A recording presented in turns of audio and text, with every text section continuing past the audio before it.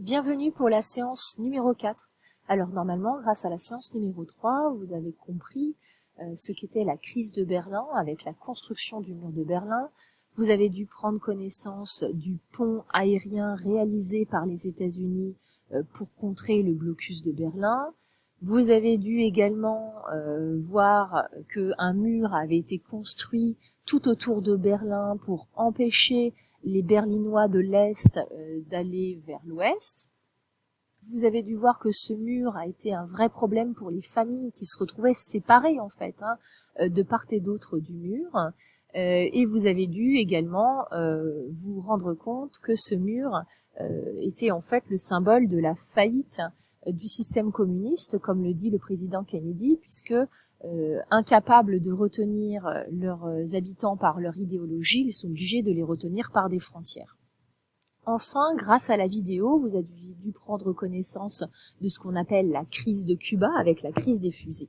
Alors cet élément est important parce que après cette crise, Kennedy et Khrouchtchev, donc les deux chefs d'État représentants des États-Unis et de l'URSS, comprennent qu'il est nécessaire de renforcer le dialogue entre les deux blocs et d'amorcer une période de détente, c'est-à-dire un moment où les deux grands vont moins s'affronter et surtout où ils vont réfléchir à une logique de désarmement pour ne plus avoir à gérer une telle crise, parce qu'avec la crise de Cuba, les deux grands auraient pu s'autodétruire. Enfin, vous avez pris connaissance de la chute du mur de Berlin, qui va symboliser en fait la fin de la guerre froide. Ensuite, les choses vont s'accélérer, puisque en 1990, l'Allemagne va se réunifier, et en 1991, l'URSS va se disloquer. La guerre froide est alors finie, puisque l'un des deux grands disparaît. Alors, sur quoi allons-nous travailler pour cette 4e séance? Eh bien, nous allons faire un petit peu d'histoire des arts. J'ai prévu quelque chose d'assez sympathique, enfin moi je trouve ça sympathique, puisque nous allons travailler sur James Bond. Alors vous allez voir que ce héros, cet espion, suit en fait souvent l'actualité. Et si aujourd'hui les James Bond parlent de terrorisme, eh bien à l'époque, les James Bond parlaient de guerre froide. Pour réaliser cette séance numéro 4, vous allez devoir prendre le document de travail et je vais vous demander d'aller sur le blog pour visionner des vidéos. Alors effectivement, il faut descendre un petit peu et dans la partie histoire des arts, donc je vous ai mis déjà la fiche du film qui s'appelle Octopussy et donc qui est un des James Bond. Je vous ai mis également une carte pour vous montrer les lieux des différents James Bond. Et ensuite, je vous ai mis 2 vidéos. Alors, une première vidéo qui va vous présenter de manière générale la série James Bond.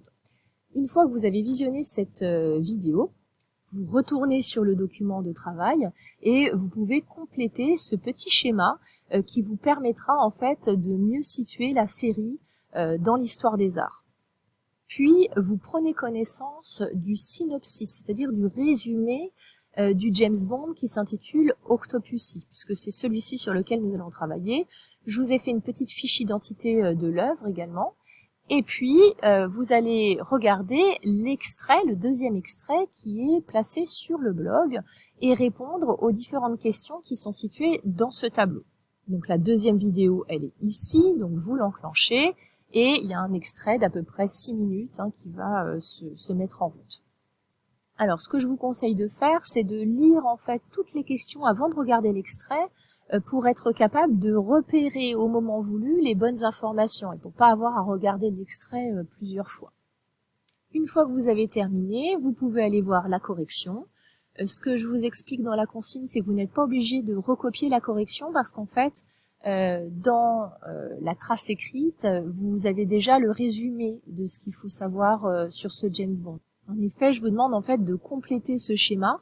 Si vous ne pouvez pas imprimer, c'est pas grave, vous le faites tout seul, c'est facile, d'accord. Donc il suffit juste d'écrire contexte, d'écrire commanditaire, forme, fond, destinataire, de faire des bulles. Et une fois que vous aurez fait l'ensemble du schéma, que vous aurez tout recopié, vous faites en pointillé un contour parce que ça vous explique que l'histoire se situe dans un contexte.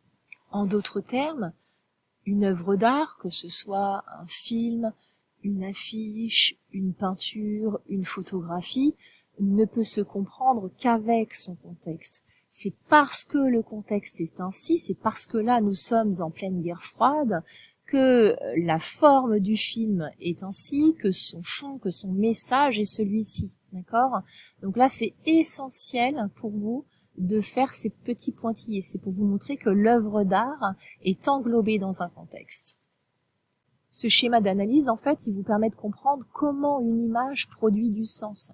Et ça nous permet de rebondir sur le travail que l'on avait réalisé au sujet de la propagande, puisqu'on retrouve l'idée de commanditaire, l'idée de destinataire, l'idée de forme, c'est-à-dire la description, les personnages, les symboles, et également le fond, c'est-à-dire le message. Et on voit qu'il y a une cohérence entre la forme et le fond.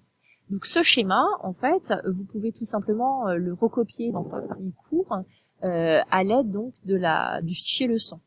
Puisqu'effectivement, en fait, quand vous ouvrirez votre séance de correction, vous verrez que dans la partie cours, c'est ce schéma qu'il faut faire et je l'ai complètement complété. Donc vous, il vous restera juste en fait à le recopier et bien entendu à le comprendre. Donc si vous ne comprenez pas certains aspects, évidemment, il faut me laisser des messages sur Pronote pour que je puisse vous répondre. Une fois que vous avez terminé de tout copier, eh bien le chapitre est terminé. Il ne vous reste donc plus qu'à faire des exercices de révision que j'ai postés ici sur le blog pour vous assurer que vous avez bien tout compris et que vous avez retenu les informations essentielles. Et le premier chapitre, donc depuis la maison, sera terminé. Voilà, bon courage!